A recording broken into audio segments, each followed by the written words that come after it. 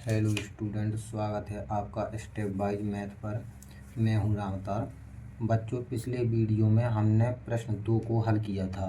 आज हम उसी के आगे प्रश्न 3 को बहुत ही आसान तरीके से हल करना सीखेंगे। सत्र 2026-27 की तैयारी के लिए वीडियो बहुत खास है। तो चलिए शुरू करते हैं आज का यह वीडियो। प्रश्न संख्या 3 में भी हमें अभाज्य गुणनखंड विधि द्वारा HCF और LCM निकालना सीखना है। तो चलिए शुरू करते हैं। सबसे पहला प्रश्न, पहले नंबर पर जो प्रश्न दिया गया वो दिया गया है 12, 15 और 21 का HCF और LCM ज्ञात कीजिए अभाज्य गुणनखंड विधि द्वारा। अभाज्य गुणनखंड विधि का मतलब है कि सबसे पहले संख्याओं के अभाज्य गुणनखंड करना है। तो चलिए शुरू करते हैं पहले प्रश्न से। पहला प्रश्न आप लोगों के पास दिया गया है 12, 15 और 21। ये 3 संख्याएं दी गई हैं। इन 3 संख्याओं का हमें HCF और LCM निकालना है। तो सबसे पहले यहाँ लिखेंगे, जैसा कि आपको पेपर में लिखना वैसे ही ये लिखेंगे 12 के अभाज्य गुणनखंड। 12 की अभाज्य गुणनखंड करना है।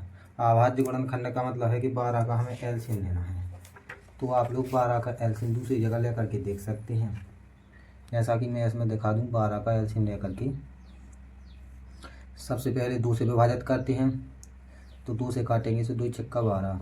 इसके बाद फिर से 2 से विभाजित करेंगे तो 3 6। इसके बाद ये जो संख्या 3 दी गई है जो 2 से विभाजित नहीं होगी तो इसको 3 से विभाजित करेंगे तो 3 एकम 3। तो जो संख्या 12 दी गई है उस संख्या 12 के जो अभाज्य गुणनखंड हुए वो हुए 2 गुणे 2 गुणे 3। इसमें जो संख्या 2 दी गई है वो 2 बार आई है, इसलिए 2 के ऊपर 2 घात लगा देंगे। 3 एक बार आई है तो 3 ही लिख देंगे। ये 12 के अभाज्य गुणनखंड हो चुके हैं। इसके बाद जो हमारे पास अगली संख्या 15 उसके अभाज्य गुणनखंड करेंगे। तो यहाँ पर आप 15 के भी अभाज्य गुणनखंड कर सकते हैं। सबसे पहले 2 से विभाजित करते हैं। तो ये जो संख्या दी गई है ये 2 से विभाजित नहीं होगी, क्योंकि 2 से विभाजित होने का नियम होता है कि कोई भी संख्या दी गई है यदि उसका इकाई का अंक 0 है, यदि उसकी इकाई का अंक 0 है, 2 है, 4 है, 6 है, 8 है, तभी जा करके वह संख्या 2 से विभाजित होती है। तो इसके इकाई का अंक तो 5 है तो इसमें 2 का भाग नहीं जाएगा। 3 से भाग चला जाएगा तो 3 से भाग देंगे तो 3 5 15, 5 आ जाएगा। फिर से 3 से भाग देंगे, लेकिन अब 3 से भाग नहीं जाएगा तो 5 से भाग देंगे तो 5 एकम 5। ये जो अभाज्य गुणनखंड हुए हैं ये 15 के हुए हैं। तो आप लिखोगे यहाँ 15 के अभाज्य गुणनखंड। 15 के जो अभाज्य गुणनखंड हुए वो हुए 3 गुणे 5। 3 एक बार और 5 भी एक बार है तो एक ही बार लिखेंगे दोनों को। इसके बाद हमारे पास जो संख्या दी गई है वो दी गई है 21। तो 21 के भी अभाज्य गुणनखंड कर लेंगे। तो आप 21 के भी अभाज्य गुणनखंड करके देख सकते हैं।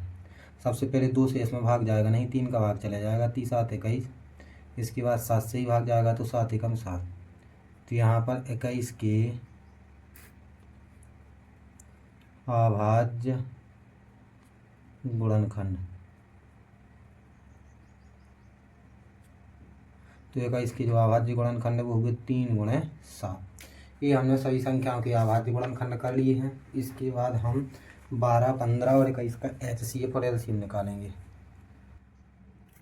तो चलिए निकालते हैं 12, 15 और 21 का सबसे पहले HCF।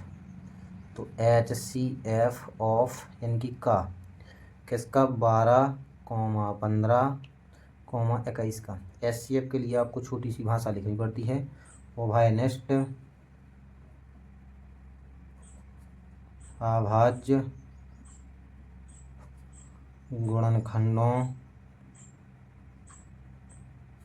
की न्यूनतम घात का गुणनफल। ओभायनिष्ठ अभाज्य गुणनखंडों की न्यूनतम घात का गुणनफल। ओभायनिष्ठ का मतलब होता है जो तीनों में हो, क्योंकि हमारे पास 3 संख्या दी गई हैं 12, 15 और 21। तो ओभायनिष्ठ का मतलब होता है कि जो तीनों में हो। तो इसके गुणनखंड में संख्या 2 है, इसके गुणनखंड में कहीं पर भी संख्या 2 नहीं है, ना इसमें है 2। इसके बाद इसके गुणनखंड में संख्या 3 है, इसके गुणनखंड में भी संख्या 3 है, इसके भी गुणनखंड में 3 है संख्या। तो हम 3 को लिख लेंगे, क्योंकि ओभायनिष्ठ का मतलब होता है जो तीनों में हो। तो तीनों में 3 एक सा लग रहा है। इसके बाद इसके गुणनखंड में 5 है, इसके गुणनखंड में कहीं पर भी 5 नहीं है, इसके गुणनखंड में भी 5 नहीं है। इसके बाद इसके गुणनखंड में 7 है, इसके गुणनखंड में कहीं पर भी 7 नहीं है ना इसमें। तो जो तीनों संख्याएं दी गई हों उनमें जो उभयनिष्ठ मिला वो 3 मिला। उभयनिष्ठ लेने के बाद न्यूनतम घात यानी कि कम घात वाले को लेना पड़ता है। तो जो भी उभयनिष्ठ था उसमें कम घात वाले को लेना है, यानी कि 3 में कम घात वाले। तो इसमें भी 3 के ऊपर एक घात है, इसमें भी 3 के ऊपर एक घात है, इसमें भी 3 के ऊपर एक घात है, तो किसी को भी लिख सकते हैं। तो 3 को ले लिया। हमारा HCF सही आया है या गलत, इसको चेक करना है। तो जो भी HCF आया है उससे इन संख्या में भाग जाना चाहिए। जैसे ही हम भाग दे के देखेंगे तो 3 चौको 12, 3 5 15, 3 7 21, यदि भाग जा रहा है पूरी तरह तो समझ लीजिए जो HCF निकाला है वो सही है। तो यहाँ पर 12, 15 और 21 का जो HCF आया है वो 3 आया है। इसके बाद LCM निकालेंगे। LCM ऑफ यानी कि का 12, 15, 21 बराबर सभी अभाज्य गुणनखंडों की अधिकतम घात का गुणनफल, अधिकतम घात का गुणनफल। LCM में सभी अभाज्य गुणनखंडों को लेना पड़ता है, लेकिन सभी अभाज्य गुणनखंडों को लेने से पहले जो भी गुणनखंड 1 से हैं उनमें अधिकतम यानी कि बड़ी घात वाली को लेना है। तो तीनों के गुणनखंडों में जो एक सा था वो 3 था, तो पहले 3 को ले लेंगे। और इसमें भी अधिकतम यानी कि बड़ी घात वाले को लेना पड़ता है। तो सभी के ऊपर एक एक ही घात है तो 3 को ले लिया। इसके बाद जो कुछ भी बचा उन सभी को लिया जाता है। तो इसमें 3 को तो ले लिया। इसके अलावा इसके गुणनखंड में 2 की घात 2 बची, तो 2 की घात 2 को लिख देंगे। इसके गुणनखंड में 3 को तो ले लिया है, 5 बचा तो 5 को भी लिख लेंगे। इसके गुणनखंड में 3 को लिया है तो अब 7 बचा तो 7 को भी लिख लेंगे। और इन सभी का कर देंगे गुणा। तो 3 रहेगा ज्यों का त्यों। 2 के ऊपर 2 घात का मतलब है कि 2 के ऊपर 2 घात का मतलब है कि 2 को 2 बार गुणा करना है। 2 के ऊपर 2 घात का मतलब है 2 को 2 बार गुणा करना है, यानी कि 2 गुणा 2, तो ये हो जाएगा 2 दूनी 4, गुणा में 5 है ये और गुणा में 7 है। इनको आप गुणा कर दीजिएगा। सबसे पहले 3 का और 4 का गुणा करेंगे तो 3 चौका 12 हो जाएगा, और 7 और 5 का गुणा करेंगे तो 5 7 35 हो जाएगा। अब 12 और 35 का भी आप गुणा कर लीजिए। तो 12 और 35 का आप दूसरी जगह गुणा करके देख सकते हैं। सबसे पहले 5 का गुणा 2 में, तो 5 दूनी 10 का आएगा 0, हाथ से लगेगी 1। 5 का गुणा 1 में 5 1 में 5 और 1 हाथ से लग जाएगी तो 6 गुणा। 3 का गुणा 2 में तो 3 दूनी 6 हो जाएगा। 3 का गुणा 1 में तो 3 एकम 3 हो जाएगा। 0 6 6 12 की 2, 3 और 1 4। तो इनका जो LCM आया है वो आया है 420। तो यहाँ पर हमने पहले प्रश्न को बहुत ही अच्छी तरह से सरल कर लिया है, सॉल्व कर लिया है। 12, 15 और 21 का हमने HCF भी निकाल लिया है और LCM भी निकाल लिया है। आप लोग चाहें तो इसका स्क्रीनशॉट भी ले सकते हैं। जो पहला प्रश्न किया है 12, 15 और 21 का HCF और LCM निकाला है, तो आप इसका स्क्रीनशॉट भी ले सकते हैं। इसके बाद हम दूसरे प्रश्न को देखते हैं। तो दूसरा प्रश्न है 17, 23 और 29। तो HCF और LCM यदि अभाज्य गुणनखंड विधि से निकालना है तो सबसे पहले उन संख्याओं के अभाज्य गुणनखंड करते हैं। तो हम सबसे पहले अभाज्य गुणनखंड करेंगे। जो हमारे पास संख्या दी गई हैं 17, तो इस 17 का सबसे पहले अभाज्य गुणनखंड करेंगे। अभाज्य गुणनखंड का मतलब LCM लेना है। तो 17 का LCM लेंगे। तो चूंकि 17 एक अभाज्य संख्या है तो 17 जो है वो 17 से ही विभाजित होगी, इससे पहले और किसी से भी विभाजित नहीं होगी, यानी कि 17 एकम 17। तो यहाँ लिख देंगे हम 17 के अभाज्य गुणनखंड। 17 का जो अभाज्य गुणनखंड हुए वो हुए 17। इसके बाद 23 के अभाज्य गुणनखंड। तो 23 के अभाज्य गुणनखंड करेंगे। तो 23 का LCM ले लेना है। चूँकि 23 एक अभाज्य संख्या है तो 23 जो है वो 23 से ही विभाजित होगी, इसके अलावा और किसी से भी विभाजित नहीं होगी। तो 23 एकम 23 हो जाएगा। तो 23 का जो अभाज्य गुणनखंड हुआ वो होगा 23 ही। इसके बाद लिखेंगे 29 के अभाज्य गुणनखंड। 29 के अभाज्य गुणनखंड। तो 29 का भी LCM लेके देख लेना है आप लोगों को। तो जो 29 का LCM आएगा वो आएगा 29 से ही विभाजित होगा, 29 एकम 29, क्योंकि इससे पहले और किसी से भी विभाजित नहीं होता है। तो 29 के जो अभाज्य गुणनखंड हुए वो हुए 29 ही। अब हमें 29, 17, 23 और 29 का HCF और LCM निकालना है। तो सबसे पहले हम लिखेंगे HCF ऑफ यानी कि का 17, 23, 29 का बराबर में लिखेंगे। और भाई नेक्स्ट अभाज्य गुणनखंडों, ऐसे ही आपको पेपर में लिखना है जो मैं लिखवा रहा हूँ। गुणनखंडों की न्यूनतम घात का गुणनफल।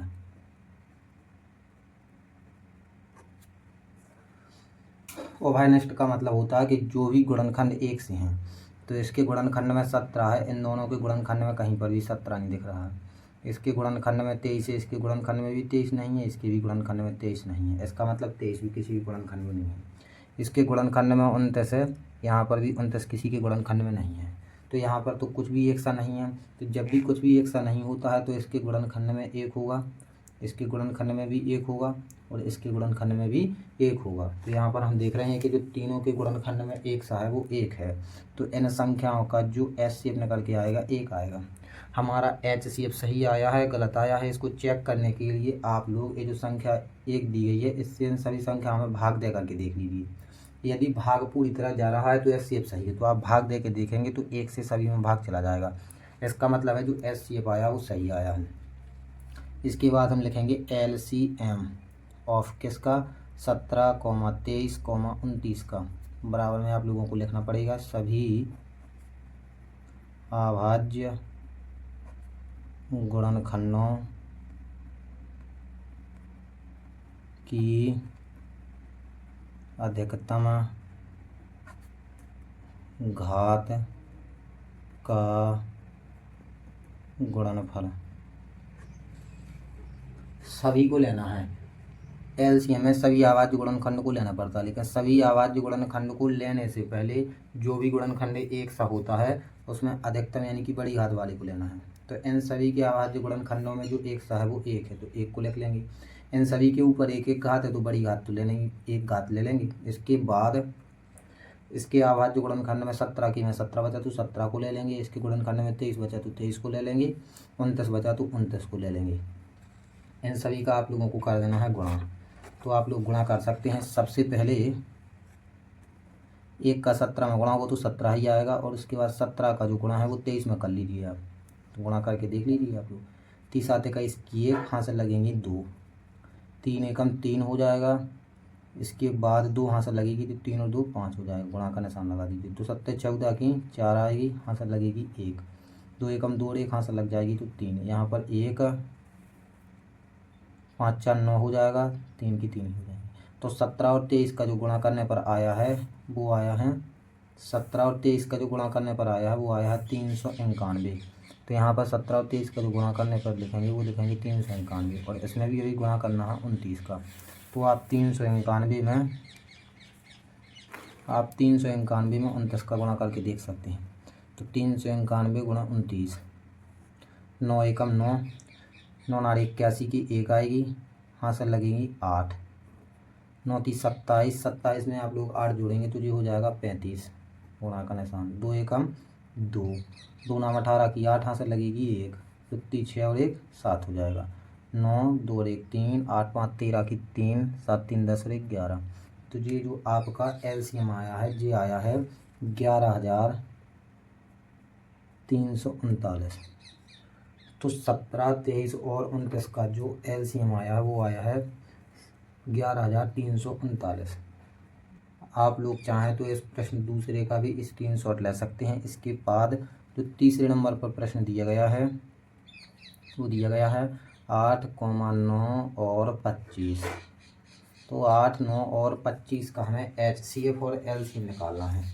तो सबसे पहले हम लिखेंगे अभाज्य गुणनखंड। तो यहाँ निकालेंगे हम 8 के अभाज्य गुणनखंड। अभाज्य गुणनखंड का मतलब होता है हमें 8 का LCM लेना है। तो आप लोग सबसे पहले 8 का LCM लेकर के देख सकते हैं।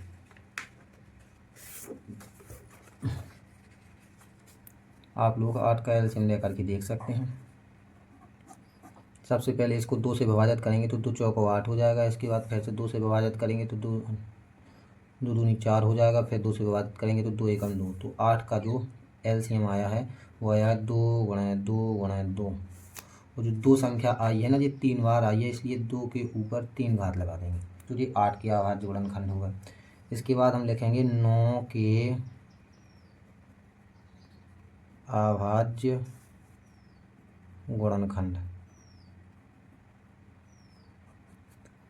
तो हमारे पास जो संख्या 9 दी गई है उसके अभाज्य गुणनखंड कर लेना है। तो सबसे पहले 9 का एलसीएम ले लेना है आप लोगों को। इसमें 2 का भाग नहीं जाएगा, 3 से भाग दे के देखेंगे तो 3 तर का 9 हो जाएगा। फिर से 3 का भाग जाएगा तो 3 एकम 3 हो जाएगा।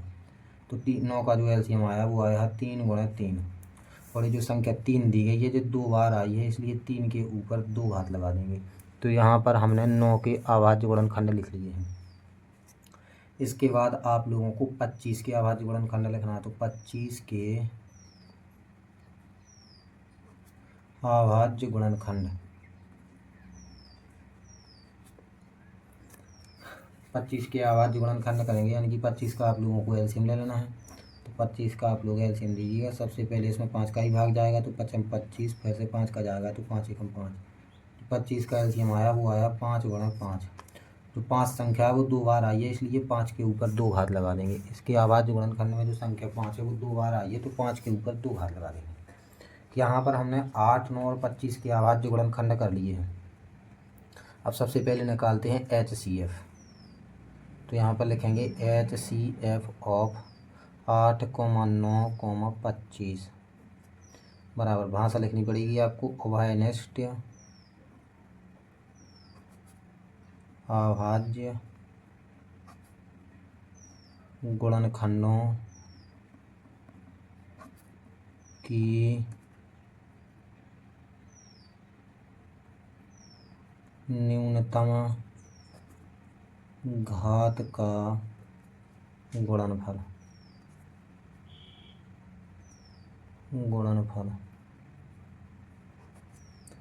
उभयनिष्ठ का मतलब होता है कि जो भी गुणनखंड तीनों में है, जो भी एक सा है, तो 8 के गुणनखंड में जो है वो संख्या 2 है, तो इनके गुणनखंड में संख्या 2 नहीं है। ये इसके गुणनखंड में 3 है, इसके गुणनखंड में 5, यानी कि 2 तीनों में नहीं है।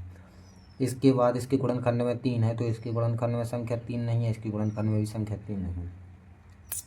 इसके गुणनखंड में संख्या 5 है, इसके गुणनखंड में संख्या 5 नहीं है, इसके गुणनखंड में 5 संख्या नहीं है। तो तीनों के गुणनखंडों में कुछ भी एक सा नहीं। जब कुछ भी एक सा नहीं होता है तो 8 के गुणनखंड में भी संख्या 1 होगी, 3 9 के गुणनखंड में भी संख्या 1 होगी, और 25 के गुणनखंड में भी संख्या 1 होगी।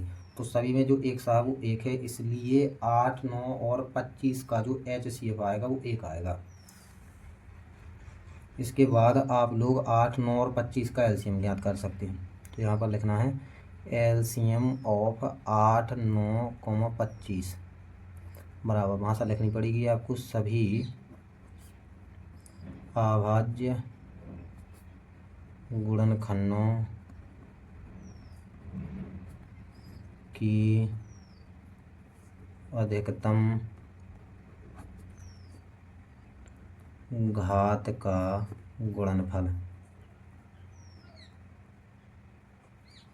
सभी गुणनखंडों को लेना है, जितने भी गुणनखंड सभी को लेना है, लेकिन सभी गुणनखंडों को लेने से पहले जो भी एक सा होता है उसमें अधिकतम यानी कि बड़ी घात वाली को लिया जाता है।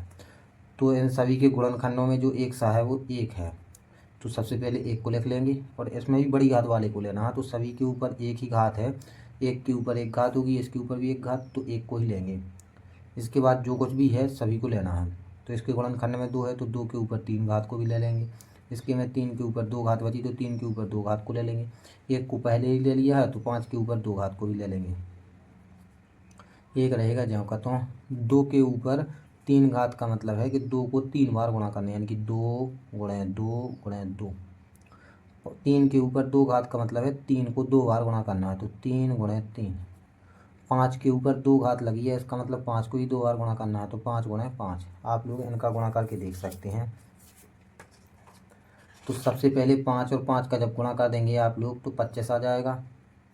पहले इनका कर लीजिए आप, 2 दूनी 4 दूनी 8 हो जाएगा, गुणा 3 का 3 में करेंगे तो 3 तिरका 9 हो जाएगा, गुणा 5 का 5 में करेंगे तो 5 25 हो जाएगा। अब आप लोग इनका भी गुणा कर सकते हैं। तो 8 और 9 का जब गुणा करेंगे तो 8 नाम 72 हो जाएगा और गुणा में 25 है। तो अब 72 में आप लोग 25 का गुणा कर सकते हैं। तो आप लोग यहाँ दूसरी जगह 72 का गुणा 25 में करके देख लीजिए। 72 गुणा 25, 5 में 10 का 0 हासिल 1 लगेगी, 5 7 35 में 1 हासिल लगा देंगे तो 36 हो जाएगा गुणा। 2 दूनी 4 हो जाएगा, 2 7 14, यहाँ पर 0 6 4 10 का 0, 4 3 7 और 1 8, 1 हासिल। तो यहाँ पर जो 72 और 25 का गुणा किया तो गुणा करने पर आया है 1800, यानी कि 8 9 और 25 का जो एलसीएम निकल के आया है वो आया है 1800। तो आप लोग इस तीसरे प्रश्न का भी स्क्रीनशॉट ले सकते हैं। तीसरे प्रश्न का भी तो बच्चों ये था प्रश्न नंबर 3 का सबसे सरल समाधान। उम्मीद है कि अब आपको अभाज्य गुणनखंड विधि में कोई दिक्कत नहीं होगी। अगर आपको यह वीडियो पसंद आया है और सवाल समझ में आया है तो इसे लाइक और अपने दोस्तों के साथ शेयर ज़रूर करें जिन्हें गणित कठिन लगता है। चैनल को सब्सक्राइब कर लीजिए ताकि कल शाम 7 बजे जब हम प्रश्न नंबर 4 लेकर आएँ तो आपसे मिस ना हो। मिलते हैं अगले वीडियो में, तब तक के लिए पढ़ते रहिए और खुश रहिए। धन्यवाद।